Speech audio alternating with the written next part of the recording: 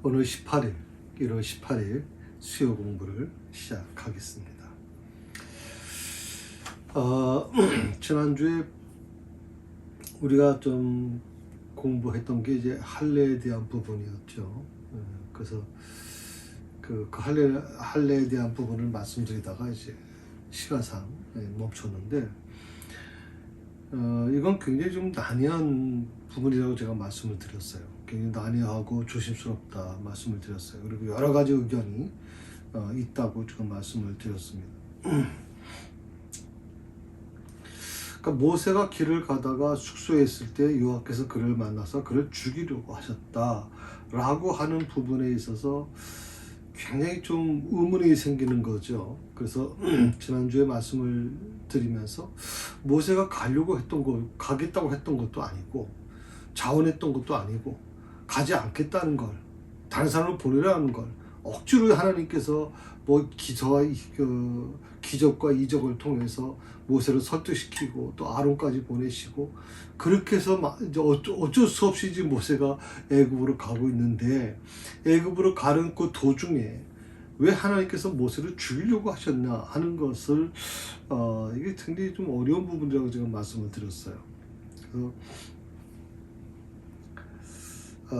학자들 간에는 뭐 여러 의견이 있다고 제가 말씀드렸는데, 그 중에 하나가 뭐냐면 모세가 할례를 받지 않았기 때문이냐 하는 거예요. 할례를 받지 않은 것이냐. 그건 뭐냐면 이제 모세가 애굽의 왕궁에서 어릴 때부터 그 40세까지 자라지 않았습니까? 그러다 보니까 애굽에서는 이제 할례에 대한 부분이 없으니까 할례에 대한 부분이 아마 없었을 것이다. 그래서 할례를 받지 않았을 것이다. 그렇기 때문에 하나님께서 모세를 죽이려고 했다 하는 것을 주장하는 학자들이 있고요. 또 하나는 뭐냐면 과거에 모세가 애굽에서 이제 사람을 죽였다는 거죠. 그 살인죄에 대한 책임을 물으시기 때문이라고 설명하는 분들도 있습니다. 그런데 이 모세가 할례를 받지 않았기 때문이다? 아니면 모세가 과거에 이제 애굽에서 사람을 죽인 거에 대한 책임을 물으시기 때문이다라고 하는 이 의견도 조금 이게 합당한 대답이라고 하기에는, 설명이라고 하기에는 조금 문제가 있다고 생각해요. 그러니까 가장 일반적인 해석, 세 번째 해석인데, 그게 뭐냐면 모세의 아들들이 아직 할례를 받지 않았기 때문이라는 해석이 가장 주도적입니다. 모세의 아들들이 아직 할례를 받지 않았다.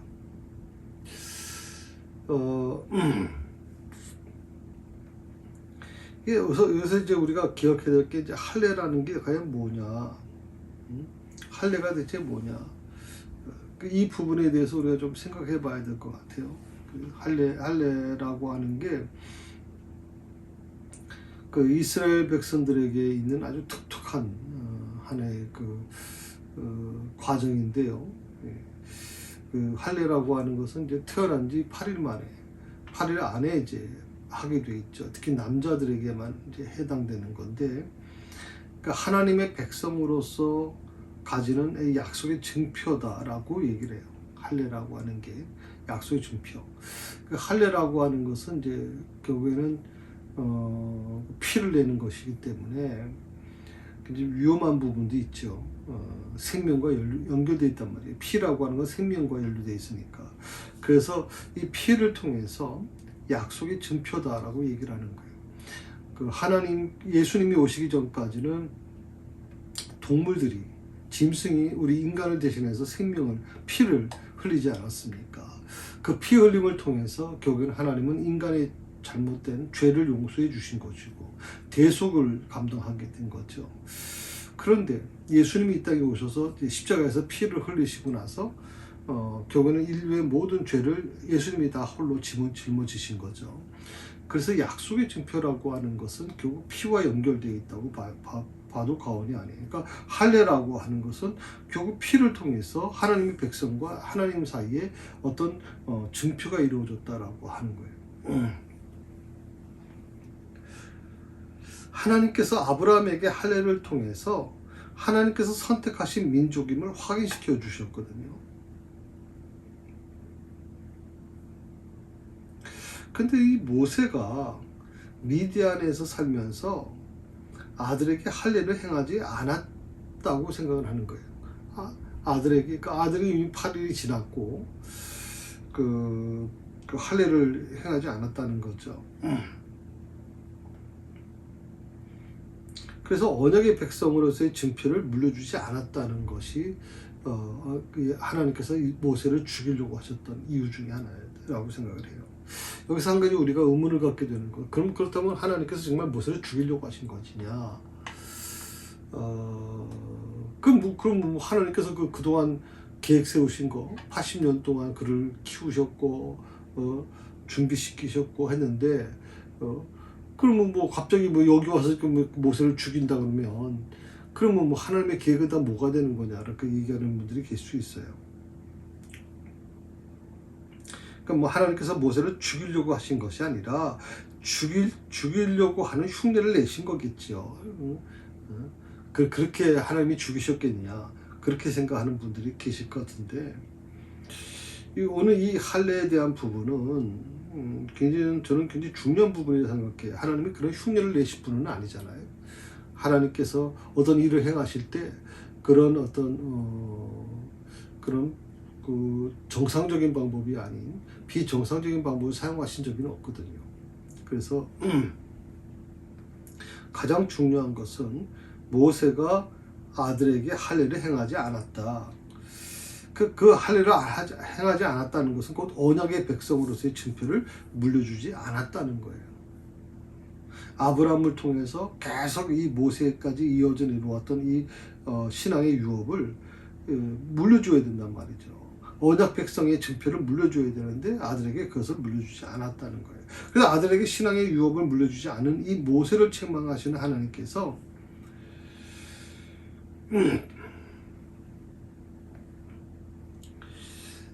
근데 놀라운 것은 그 모세를 책망하는 하나님께 그 모세의 아내 시보라가 지혜를 발휘해요. 그리고 아들의 할례를 행해서 모세의 생명을 구하게 되거든요. 너무나 갑작스러운 일이죠. 이것은 모세가 길을 가다가라고 했는데 어디로 가는지 왜 가고 있는지 전혀 문맥이 잡히지 않는 에피소드예요. 그래서 이건 별도의 어떤 그런 에피소드라고 생각을 하는 거죠. 그 앞에 문맥과 뒤에 문맥이 서로 연결되어야 되는데 전혀 연결이 되질 않아요. 갑자기 엉뚱한 얘기가 나온 거예요. 하나님께서 모세를 만나 죽이려고 하신다. 굉장히 갑작스러운 일이죠. 사전에 하나님께서 모세에 대해서 상당히 좋지 않은 감정을 갖고 있는 것처럼 보이기도 하거든요. 그렇지 않고서야 왜 갑자기 아무런 이유도 없이 분명한 이유도 없이 모세를 죽이려고 하셨을까? 모세를 왜 죽이려고 하셨을까? 이 에피소드를 이해하기 힘든 이유 중에 하나가 뭐냐면 지금까지 하나님께서 모세를 어떻게 키우셨어요? 정말 힘겹게 키우셨잖아요. 40년 동안 애굽의 왕궁에서 그를 키우고 그리고 모세 때문에 모세가 태어난 것 때문에 얼마나 많은 어린아이들이 죽었습니까? 그렇게 해서 살린 사람이 모세예요. 그 모세를 통해서 하나님은 하시고자 하는 일이 있었어요. 그건 뭐냐면 430년 동안 애굽에 잡혀있던 이스라엘 백성들을 구원해내려고 하는 그 구원해내는데 가장 중심의 축이 가장 인도자가 누구냐면 바로 모세를 그렇게 쓰시려고 했단 말이죠. 그래서 40년 왕궁에서 훈련시켰고 또 40년간 위대한 광야에서 그를 훈련시켰단 말이죠. 이 위대한 구원의 사역을 위해 준비시키고 훈련시켰는데 이렇게 오래 참으시면서까지 확신을 심어주시면서 사역자로 부르셨는데 그래서 모세가 그 하나님이 오래 참으시며 그렇게 자기를 훈련시키셔서 사역자로 부르신 것에 대해서 굉장히 모세 스스로도 좀 감동을 받았을 것 같아요. 오랫동안 거절하고 머뭇거렸던 이 순종의 길로 모세가 다시 들어선 걸 보면 모세 역시 하나님의 마음을 알게 됐고 또 하나님의 뜻을 이해하게 된 것이죠. 그런데 그런 모세를 하나님이 죽이려고 하신다. 도무지 이해하기 힘든 일일 수밖에 없는 거예요. 이 창세기에 있는 말씀을 한번 생각해 봤으면 좋겠는데, 창세기 32장에 보게 되면 야곱이 한밤중에 야복 강가에서 이름 묻을 어떤 사람과 갑작스럽게 조우한 사건이 나와요. 이 사건 역시 아주 비상한 만남을 보여주는데, 왜 하나님은 모세를 죽이려 들었을까? 그것은 모세와 하나님 사이에 아직 해결되지 않은 문제가 있었다는 것을 우리에게 알려주는 거예요. 모세와 하나님 사이에 아직 해결되지 않는 문제가 있었다. 그리고 이 문제는 반드시 해결되어야만 했다라고 하는 거예요. 이 문제가 과연 무엇인가 하는 거예요. 이 문제가. 그게 하나님께서 모세를 죽일 정도까지였는가 하는 거예요. 이 문제가. 자, 오랫동안 참으시면서 모세를 설득시키시고 그를 사역자로 세우셔서 이스라엘 백성들을 구원할 자로 그를 부르셔서 이제 그가 이스라엘을 구원하기 위해서 이제 바로에게 가고 있는 과정인데, 정말 어렵게 수없이 거절하고 머뭇거렸던 이 과정에서 어렵게 순종의 길로 들어선 거 아니에요? 그런 모세를 하나님이 죽이려고 하신다라고 하는 거예요. 근데 이유가 뭐냐? 왜 하나님은 모세를 죽이려고 하는 것이냐? 모세와 하나님 사이에 뭔가 해결되지 않는 부분이 있는 거라는 거예요.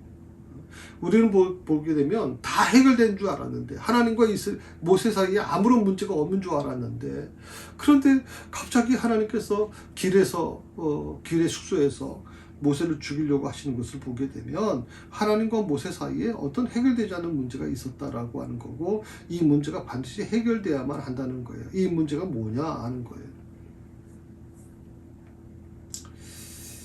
이 문제에 대한 대답이 결코 쉽지 않다는 것을 우리가 알 수 있어요.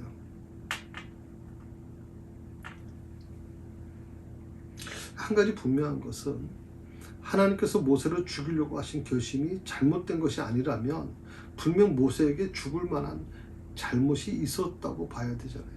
하나님이 하시는 일이, 하나님이 모세를 죽이려고 하신 그 결심이 잘못된 게 아니라면 그 잘못될 수가 없죠. 하나님은 하시는 일이 잘못된 것을 한 적이 없으시니까 하나님이 하시는 일은 뭐든지 옳을 수밖에 없어요. 그런데 하나님이 이 모세를 죽이려고 하시는 이 결심이 뭔가 잘못된 것이 아니라면 결론은 딱 하나잖아요. 모세에게 뭔가 잘못된 것이 있죠. 죽을 만한 그런 이유가, 잘못이 있었다고 봐야 되죠. 문제는 모세에게 있었던 거예요. 모세가 죽어야 마땅할 죄를 지었다면 그것은 아마 적어도 하나님의 거룩성과 관계가 있었던 것이 아닌가. 하나님의 거룩성. 그러니까 이 성경에서 늘 얘기하는 게 뭐냐면 하나님의 거룩성에 대한 부분을 굉장히 중요하게 생각해요. 인간은 하나님의 거룩성을 훼손하면 안 돼요. 이 거룩성에 대한 부분은 이사야도 역시 마찬가지로 그 하나님의 그 모습을 보고 나서 이사야가 제일 처음에 고백한 게 뭡니까? 아, 내가 죽게 되었다라고 얘기하잖아요. 하나님의 그 놀라운 광채를 보고 나서 제일 먼저 고백한 게 내가 죽게 되었다라고 얘기해요. 이 거룩성에 대한 부분은 굉장히 중요한 부분이었을 거라고 생각이 들어요. 그래서 모세가 만약 죽어야 마땅한 죄를 지었다고 하면 그 죄가 뭐냐? 그것은 하나님의 거룩성과 관계가 있는 죄였을 거라는 거예요. 하나님의 거룩성. 다시 말해서 하나님의 신성함, 거룩성이 침범을 받았기 때문이다. 하나님의 신성, 하나님의 거룩성이 침범을 받았다.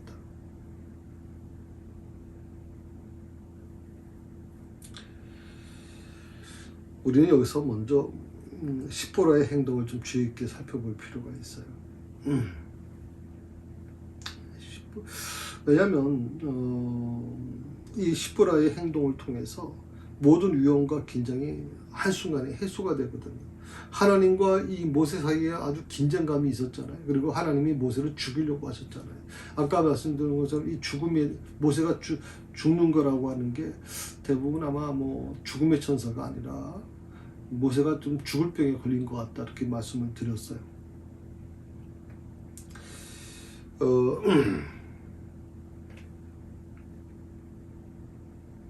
그런데 오늘 여기서 보면 십보라의 행동 역시 이해하기가 쉽지 않아요.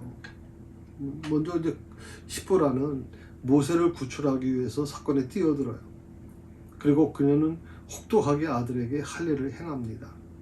돌칼로 아들의 생식기 포피를 잘라내서 모세의 발에 갖다 대죠.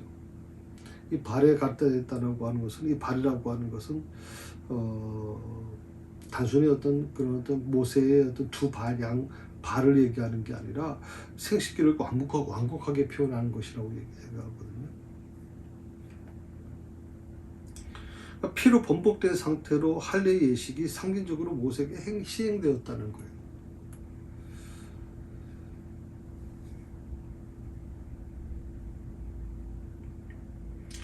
문제는 이 모세가 갖고 있던 생각이에요. 모세는 이 언약의 증표가 되는 할례 예식을 중요하게 여기질 않았던 것 같아요. 심각하게 생각하지 않았다는 거예요. 그러니까 이것은 엄청난 실수고 잘못일 수밖에 없죠. 그러니까 하나님과 모세 사이에 어떤 건널 수 없는 어떤 벽이 존재했었는데 그게 바로 어떻게 보면 하나님이 모세를 죽이려고 하신 이유도 된단 말이죠. 그러니까 모세가 죽음까지 갈 수 있었던 이유가 뭐냐면 하나님의 거룩성을 훼손한 것 같다. 거룩성을 침문받은 것 같다.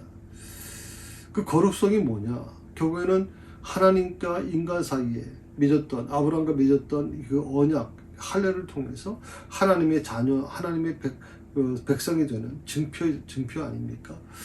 언약의 백성이 되는 증표인데 이 증표를 모세가 좀 쉽게 생각을 했다. 중요하게 생각하지 않았다라고 하는 거거든요. 그러니까 성결의 표로 표로 받는 할례는 하나님의 백성과 자녀가 되는 외형적 증표예요. 그러니까 이스라엘 백성들은 이 할례를 통해서 남자들은 이 할례를 받음으로 인해서 하나님의 자녀가 되었다. 하나님과 이제 자녀가 되는, 하나님의 자녀가 되는 어떤 증표를 가졌다고 생각을 하는 거예요. 방금 전 우리가 지난주에 공부했던 것처럼 이스라엘은 하나님의 첫 자녀요 장남이라고 제가 말씀을 드렸어요. 22절에서 하나님의 아들로 성별되었다고 하는 이 증표로서의 할례가 행해지는 것인데 모세는 이것이 삶과 죽음의 문제라는 인식을 하지 못했던 것 같아요. 어떻게 보면 그에게 있어서, 모세에게 있어서는 좀 당장 바로에게 가는 것에 대한 두려움, 또 바로에게 가는 것에 대한 불확실한 그런 어떤 미래, 또 혹시라도 죽을 거에 대한 두려움, 하나님이 자기를 보내셨다는 걸 분명히 알면서도 거기에 대한 확신을 갖지 못한 채 어떻게 보면 뭐 다른 거 생각할 틈이 없었을 거라고 생각이 들거든요. 모세가 삶과 죽음의 문제라는 인식을 하지 못했다는 건 이건 굉장히 심각한 문제죠. 모세가 하나님의 장남인 이스라엘의 지도자로서 애굽에 부임하면서도 자신의 집에서 자신의 장남에게 할례를 시행하지 않았다는 것은 아주 심각한 잘못이라는 거예요.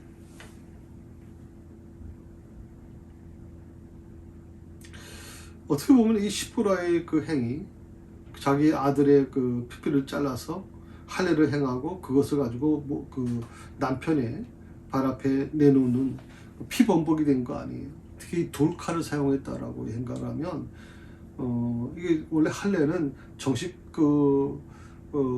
할례 절차를 밟아서 하는 거예요. 그 당시에는 물론 신석기 시대 쪽이었는지 모르지만 길에서 돌칼을 제대로 준비했을까 하는 거예요. 그거 쉬운 일이 아니죠. 그 어린 아이를 대고 정말 그 피범벅이 될 수밖에 없는 상황이었을 거라고 생각이 드는데, 이 시보라의 행위가 모세를 부끄럽게 만드는 위대한 구원의 행동이 되었다는 거거든요. 이스라엘에서 첫 번째 태어난 모든 것은 누구에게 속했느냐라고 하는 거예요. 그건 하나님께 속했다는 거거든요. 그러니까 장남은 하나님께서 이스라엘을 향해서 너 이스라엘 백성, 이스라엘 나라는 내 장남이다라고 얘기를 하는 이유가 뭐냐면, 내 장남이라는 건 뭐예요? 내게 속했다는 거예요. 하나님께 속했다는 거예요. 이스라엘은 하나님에 속한 민족이라는 거예요. 그러니 내게 속한 민족을 건드는 자는 용서하지 않겠다는 뜻이거든요. 그러니까 이스라엘의 모든 장남, 첫 열매는 하나님의 것이라고 분명히 말씀하세요.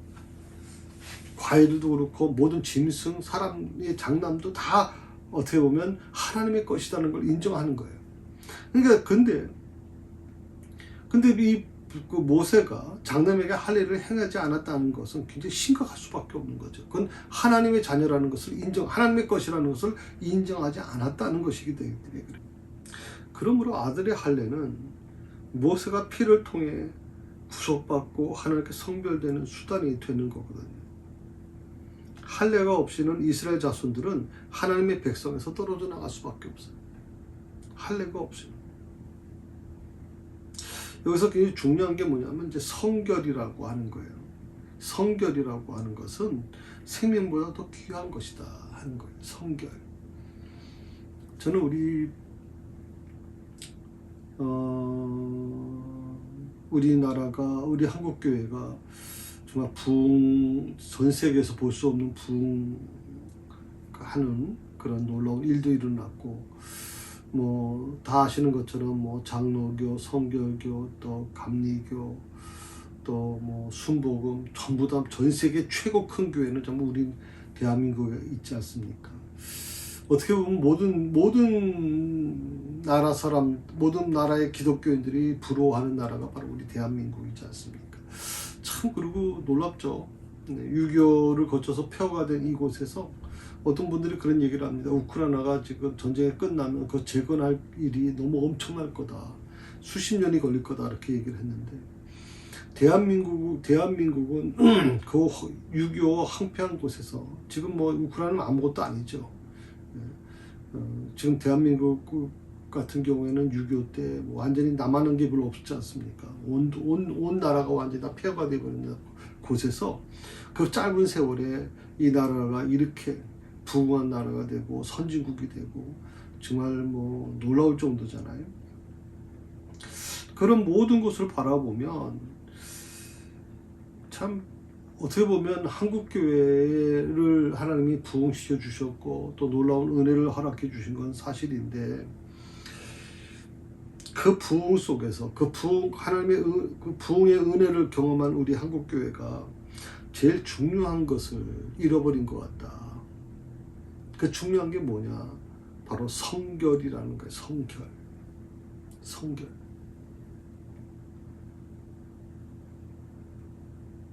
하나님의 자녀로서의 가져야 될 성결. 이스라엘 백성들이 할례를 통해서 하나님의 자녀입니다. 우리는 하나님의 장남입니다. 하나님께서 원하시는 대로 하나님의 것입니다. 우리는 하나님께서 원하시는 대로 쓸 수 있는 하나님의 것입니다 라고 고백하고 하나님의 뜻에 순종하려고 하는 마음, 그게 바로 성결이라는 거예요. 근데 이 대한민국 안에, 우리 한국교회 안에 이 성결이 무너지고 있어요. 교회는 커졌고 정말 화려해졌고 정말 교인들은 많아졌는지 모르지만 가장 중요한 걸 잃어버렸다는 거죠. 그게 뭐냐면 성결을 잃어버렸다는 거예요. 한국교회가. 성결은 생명보다 귀하다라고 하는 거예요. 하나님은 육신의 생명보다 성결을 더 중요하게 생각한다라고 하는 거예요.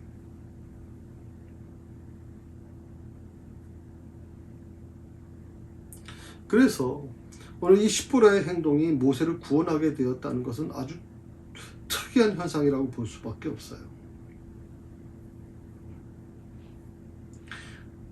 이 십보라가 누굽니까? 미디안의 제사장의 딸이잖아요. 그러니까 어떻게 보면 제대로 된 신앙 교육을 받은 적이 별로 없을 거예요. 물론 모세로부터 여러 가지 자기 부모님으로부터, 어머님으로부터 배웠던 그런 유대 민족에 대한 어떤 그런 역사라든지 이런 걸 좀 배웠겠지만, 그래도 지금 하나님에 대한 존재라든지 이런 거에 대해서 확실하지 않은 거예요. 그런데 오늘 이 시보라가 한 행동이, 다시 말하면 자기의 남편을 구원하기 위해서 자기 아들의 그 할례를 직접 행하지, 자기 손으로 행하지 않습니까? 그 과정을 통해서 놀라운 것은 자기 남편을 살려내는 거거든요. 하나님과의 관계에서 굉장히 성결의 문제가 심각해져서 하나님이 죽음으로 그를 책임을 물으려고 하는데, 요게 시보라가 바로 이 시보라의 행동을 통해서 모세를 구원해낸다는 말이죠. 그래서 이 시보라의 행동은 특별한 부분이 있어요. 그게 뭐냐면, 시보라가 이 출애굽기에서 위대한 신앙의 여인들 여러 가지 나옵니다. 애굽 왕의 칙령을 무시하면서까지 하나님을 경외했던 사람들이 있죠. 그게 누굽니까? 산파 여인들입니다. 하나님께서 이 산파 여인들을 축복해 주시거든요. 왜냐하면 아이를 다 태어나면 죽이라고 얘기하는데, 이 산파들이 좀 그렇게 하지 않죠. 그러다 보니까 이제 바로의 진노를 받게 되는데, 바로 앞에 가서 산파들이 얘기하는 게 뭡니까? 그 히브리 여인들은 너무나도 건강해서 우리가 가게 도착하기 전에 이미 아이를 낳아버립니다 라고 얘기를 하거든요. 그래서 어떻게 보면 산파의 역할이 뭡니까? 생명을 살려내는 일인데, 그 산파들 보고 생명을 죽이라 그러니까 비록 산파들 같은 경우에 왕의 명령이 있었지만 그걸 따르기가 어렵다는 거죠. 그런데 그의 물론 거짓말을 한 건 있겠지만, 그가 정말 생명 살리기 위해서 한 선의 거짓말이라는 것 자체를 하나님은 오히려 그걸 칭찬해 주시더라. 사람 생명 살리기 위해서 한 거니까. 그래서 축복해 주시죠, 산파 여인들. 두 번째가 뭡니까? 모세를 길렀던 어머니 요게벳이죠. 또 모세의 누이. 어떻게 보면 끝까지 모세를 송에 넣고 끝까지 그것을 지켜본 거죠.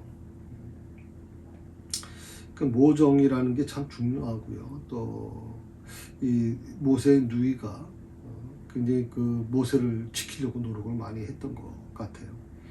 그래서 어떻게 보면 이 모세가 나중에 이제 지도자가 됐을 때 이 모세의 누이가 이제 예언자 아닙니까? 선지자가 되는데, 계속 모세에게 좀 듣기 싫은 소리를 좀 많이 해요. 물론 모세도 문제가 좀 있었죠. 이방 여인하고 결혼한 문제도 있고, 그러니까 아무래도 이제 그런 부분이 있겠지만, 그럼에도 불구하고 하나님이 그것을 커버시켜 주셨고 하나님이 그걸 다 용서해 주셨는데, 모세의 누이가 계속 그걸 트집 잡으니까 하나님께서 이 모세의 누이를 치십니다. 나병에 걸리게 되죠. 그래서 어떻든 간에 이 신앙의 여인들이 굉장히 위대한 여인들이죠. 세 번째로, 모세를 물에서 구출해낸 바로의 딸 공주. 바로 이 공주가 모세의 생명을 건져낸 거거든요.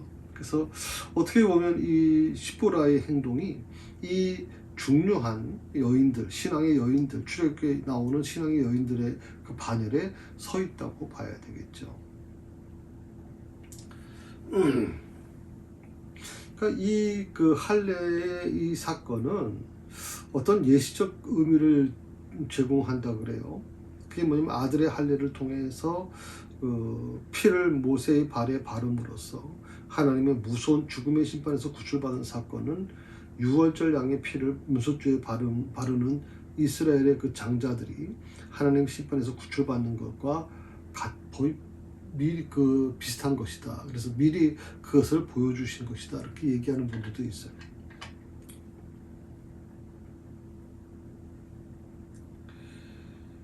물론 이것을 그렇게 예시적 의미로만 그렇게 해석하는 분도 있지만, 이 사건은요, 모세가 생명을 위협한 그 경험을 견뎌내듯이 장차 이스라엘도 동일한 생명을 위협당하는 상황에서 견뎌내야 된다 하는 것을 알려주고, 그런 가운데 피를 통해서 생명이 보존된다는 것을 보여주는 의미가 있어요. 이것은 제가 말씀드리는 게 아니라 제가 이제 주석책에서 좀 찾은 내용인데요. 아까 제가 말씀드린 것처럼 이 사건이 굉장히 좀 까다로운 사건이라고 그랬잖아요. 난해한 본문이다. 그리고 또 수수께끼 같은 본문이다. 이렇게 얘기를 했어요. 어떻게 보면 앞의 내용과 뒤의 내용을 연결시켜 주는 것이 아니라 갑자기 엉뚱한 하나의 사건이 나온 거예요. 에피소드가 나온 거기 때문에 이 부분을 우리가 좀 설명한 과정에서 굉장히 힘들 수가 있어요. 왜 이것이 여기에 기록될 수밖에 없었는가 하는 것이죠.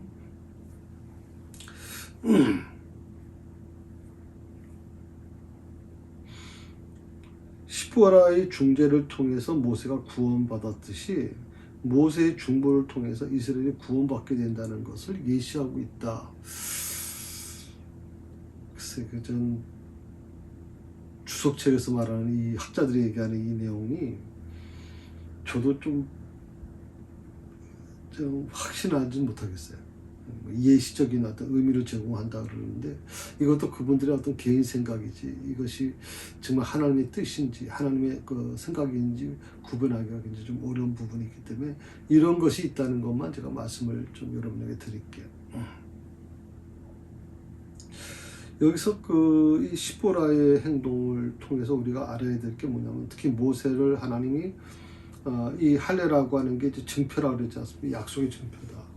근데 모세가 이 약속의 증표를 좀 중요하게 생각하지 않았다. 그래서 아들에게 할례를 행하지 않았기 때문에 하나님께서 그 부분에 대해서 아주 죽음으로 그것을 책임을 묻겠다고 말씀하셨고 시보라가 바로 남편 살리기 위해서 결국 아들에게 할례를 직접 행하는 과정들이 나오게 되죠.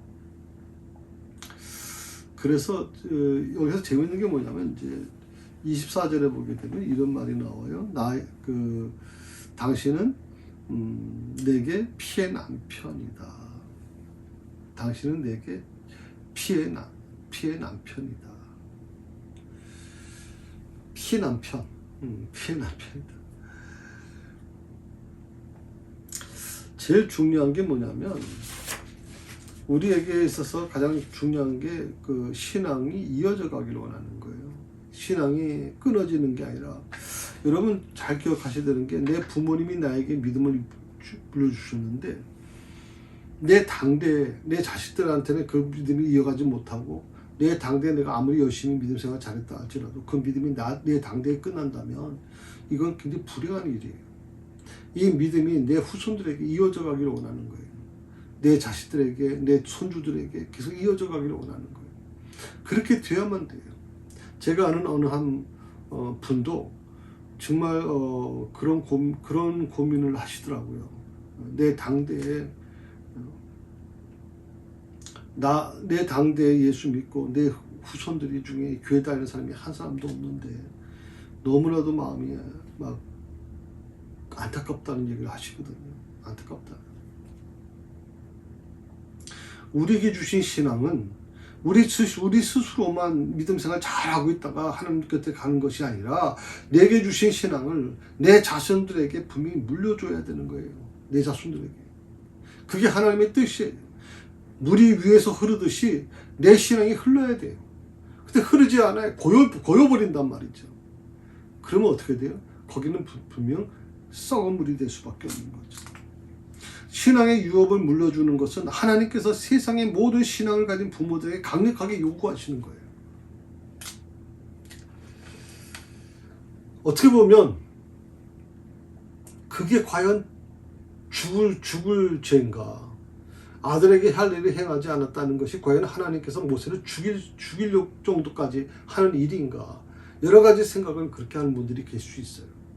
하나님 너무하신 거 아닌가?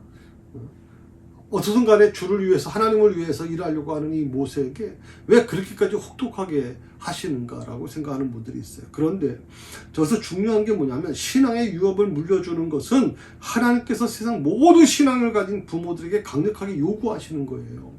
해도 되고 안 해도 되는 게 아니에요, 여러분. 내 자손들을 위해서 기도하셔야 돼요. 내 자손들이 온전히 믿음만 생활할 수 있도록 기도하셔야 돼요. 그 아이들이 이 세상에서 잘 되고, 뭐 직장이 좋은 직장 들어가고, 좋은 대학 들어가고, 돈 많이 벌어서, 이 세상에서 잘 되고, 그게 중요한 게 아니라니까. 더 중요한 게 뭐냐면, 그들에게 신앙의 유업을 물려주는 거예요. 신앙의 유업. 이건 모든 신앙을 가진 부모들에게 하나님께서 강력하게 요구하시는 거예요. 전 그래서 이 할례라고 하는 것이 모세의 죽음까지 하나님이 뺏으려고 했다는 것은 하나님이 430년간의 이스라엘을 위한 구원의 계획을 다 짜놓고 계셨는데도 불구하고 이걸 뒤엎어버릴 정도로 뒤엎어버려서 저는 만약에 이 할례의 문제가 해결되지 않았다면 모세는 죽음으로 끝났을 거예요. 그럼 우리가 이 출애굽기서에 있는 말씀을 보기가 힘들었겠죠. 여러분, 하나님께서는요 그냥 적당히 스쳐서 넘어가시는 분이 아니에요. 저는 그래서 여러분에게 부탁을 드리고 싶어요. 여러분 자녀들이 잘 되기를 위해서 기도하시는 것도 중요하지만 더 중요한 건 여러분 자녀들이, 여러분 손주들이 믿음으로 서기를 위해서 기도하셔야 돼요. 믿음 안에 서기를. 하나님 안에서 하나님을 믿는 믿음을 갖게 되기를 위해서 기도하셔야 돼요. 이것이 하나님이 신앙을 가진 부모들에게 강력하게 요구하시는 거예요. 기도로서 내 자녀를 키우고 신앙의 유업을 물려줌으로써 하나님께 칭찬받는 그런 사람들이 되어야 돼요. 기도로 우리 자녀들을 키워야 돼요. 기도로. 그러니까 기도한다는 게 참 저는 굉장히 귀한 것이라고 생각하거든요. 그게 귀하다고 생각을 해요. 여기서 그 길의 숙소라고 보통 얘기하잖아요. 그 길의 숙소에서 여기 보면 길을 가다가 숙소에 있을 때 그래서 그 길의 숙소라고 하는 말은 이제 길 옆에 있는 숙소라고 하는 뜻인데 이건 당시 상인들이 좀 이용했던 임시 숙소를 얘기하고 있습니다. 이곳에는 이제 건물만 있고 모든 필요한 물품은 여행객들이 직접 가지고 다녔을 거예요. 특히 당시에는 이제 요즘처럼 수영차를 타고 다니는 게 아니라 낙타를 타고 다니고 이렇게 말을 타고 다니지 않습니까? 그러다 보니까 굉장히 험난할 수밖에 없어요. 그래서 거기에 조금 쉴 수밖에 없는 건데 모든 물품은 다 여행객들이 갖고 다녔을 거예요. 그런데 왜 하나님께서 모세를 길의 숙소에서 죽이려고 했을까? 그래서 어떻게 보면 25절에 있는 말씀에 나오는 건데 바로 모세가 아들에게 할례를 행하지 않았기 때문이라고 이제 그런 부분이 나오죠. 이 할례라고 하는 것은 단순히 종교나 문화의 개념에서 끝나는 게 아니에요. 할례라고 하는 것은 하나님의 백성이 되는 표식이에요. 창세기 15장에 나오는 말씀이죠. 그러니까 할례를 행치 않는다는 것은 어떤 이유로도 하나님께 죄가 되는 수밖에 없는 거죠.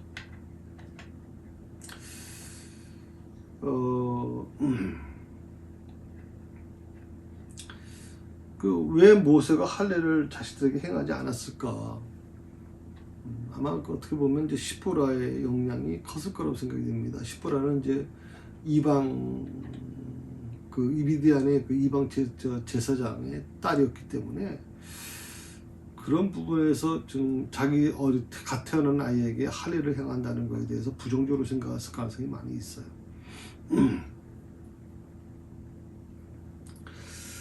특별히 중요한 것은 뭐냐면 하나님께서는요 아무리 위대한 당신의 사역자라고 할지라도 사소한 잘못을 준엄하게 꾸짖으시는 엄격하신 분이다.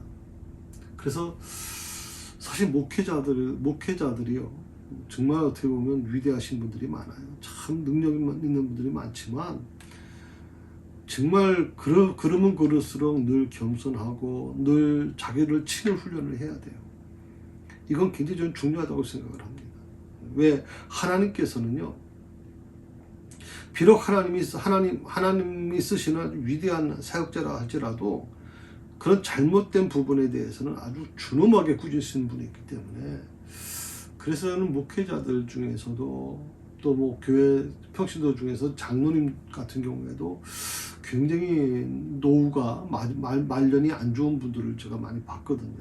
그래서 이런 부분을 우리가 좀 심각하게 생각해 볼 필요가 있다. 특별히 그 모세 이제 아들에게 이제 그 교회는 할례를 행하지 않은 것 때문에 이제 문제가 됐고, 또 시보라가 자기 아들의 표피를 위해서는 배는 할례를 직접 행했다고 얘기하는데, 여기서 나타나는 이제 아들은 그 25절에 보면 그의 아들의 포피를 베어, 그 아들이라고 하는 건 단수를 사용을 했거든요. 복수가 아니라. 그 모세의 자녀들은 둘이었죠. 하나는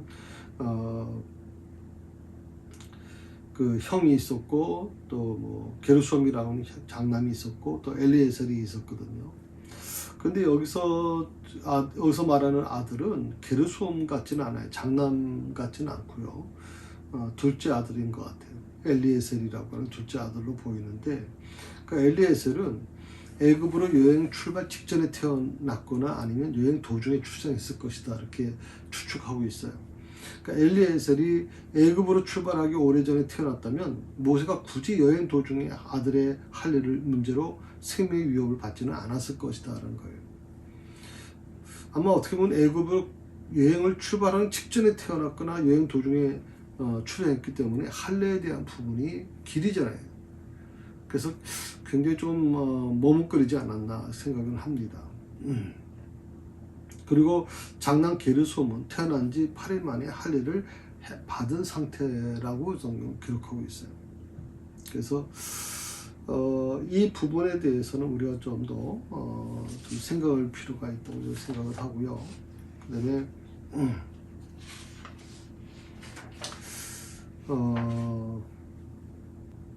특히 그 하나님이 그 모세를 죽이려고 하셨다라고 하는 이 부분에 대해서 이 돌발적인 사태의 이유를 우리가 찾으려고 한다면 25절, 26절에서 아마 찾을 수 있을 것 같아요. 25절, 26절에 보게 되면 거기 보면 이제 쭉 왜 하나님이 모세를 죽이려고 했는지에 대한 부분이 나와 있죠.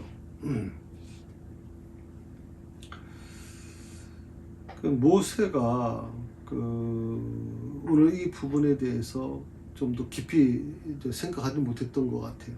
그래서 이 부분에 대해서 하나님께서 다시 한번 모세에게 하나님의 언약의 백성임을 다시 한번 확인시키길 원하셨던 것 같고, 그리고 더 나아가서 아까도 좀 말씀드렸지만 모세 혼자 위대한 사람이 아니라 그 모세의 신앙은 자식들에게 이어져 가야 되는 거죠. 그래서 제가 늘 말씀드렸지만 우리 신앙을 내 당대에서 끝내서는 안 된다. 우리는 긴장해야 된다. 내 신앙을 내 후손들에게 넘겨줘야 됩니다. 이어져 가야 되거든요. 전 아브라함과 이삭과 야곱이라는 이 족장의 그 순서를 보면서 사실 아브라함은 개척 멤버죠. 개척 멤버입니다. 아주 뛰어난 믿음의 조상 아닙니까? 또 야곱은 어떻습니까? 굉장히 능력이 많은 사람이죠. 정말 뭐 야곱의 삶은 대단하죠. 근데 그 가운데 껴있는 이삭이라고 하는 이 족장은 사실 별 볼일 없어요. 아브라함의 자식이고 또 야곱의 아버지라는 이유는 있지만 이삭에 대해서 뭐 특별하게 뭐 성경의 표현이 별로 없어요. 그는 온유하고 그 온유하다는 표현만 나와 있죠. 근데도 불구하고 하나님은 이 이삭을 통해서 야곱으로 이어지는, 아브라함과 이삭을 통해서 야곱으로 이어지는 그 요셉을 통해서 요셉까지 이어지는 그 놀라운 그런 흐름에 이삭이라는 그 사람을 중요하게 사용을 했거든요. 그래서 우리가 뭐 능력이 많든 적든 간에 상관없어요. 저는 늘 우리 아이들한테 그런 얘기해요. 아빠는 이삭과 같은 존재로 아무것도 기대하지 않는다. 나는 너희들이 잘 되길 바라고 그 믿음을 이어져 가기를 원한다 하는 얘기를 하고 있거든요. 그러니까 내가 이삭의 사명을 갖든지 아니면 야곱의 사명을 갖든지 아브라함의 사명을 갖든지 아니면 요셉의 사명을 갖든지 다 사람마다 다를 수밖에 없어요. 그러나 한 가지 중요한 것은 그것은 믿음의 가문을 통해서 이어져 가고 있는 거예요. 저는 여러분에게도 바로 그런 은혜가 넘치기를 바라고 그 은혜 속에 우리가 좀 적극적으로 주님 중심으로 살아갔으면 좋겠다 말씀을 드리고 싶어요. 그리고 이 사건 이후에 어떤 일이 일어납니까? 시보라가 아들들을 데리고 미디안 자기 집으로 돌아갔다고 나와 있습니다.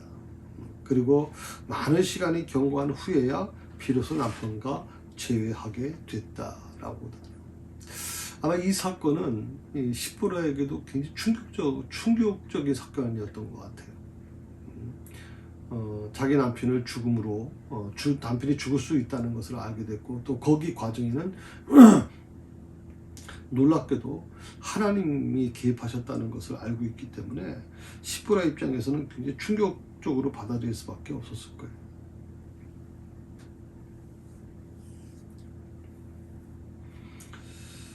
네, 오늘은 여기까지 하겠습니다.